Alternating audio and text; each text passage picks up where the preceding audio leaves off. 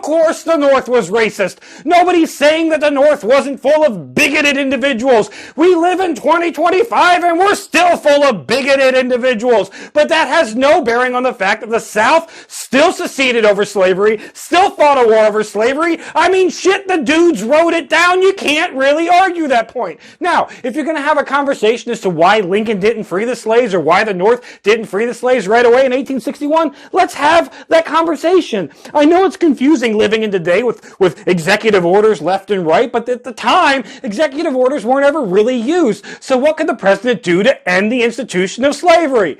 Fuck all! Which is why he did fuck all. And the Emancipation Proclamation takes all the way to 1863 because he's got to get enough people on board to not have the border states secede as well and to get enough sympathy and empathy to get people to secede. There's also the whole fact that at the beginning of the war, Lincoln didn't want the war. He was trying everything he could do to avoid it and to rebring the South back into the fold. That's why he says things that you take out of context. Like, oh, if we could end the war without freeing the slaves, I'd end the war without freeing the slaves. Or if I could end the war with freeing the slaves, I'd end the war with freeing the slaves. That's why he says that.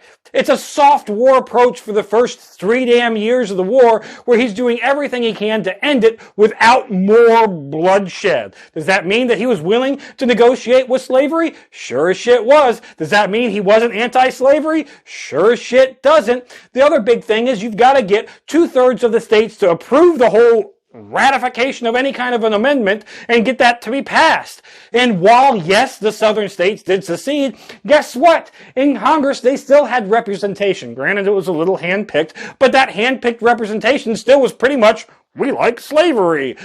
So it took a long time with a lot of backroom deals and negotiations to even get the 13th Amendment to be passed and brought to the states. And yes, by that point in the war, Lincoln was very much, war's only going to end when slavery ends and everybody comes back together as one country. So I hope that answers why he didn't do it right away. He couldn't. What was he supposed to do? He can't wave a magic wand. As much of a dictator as he was, he's not a fucking king. Despite maybe what current politicians want.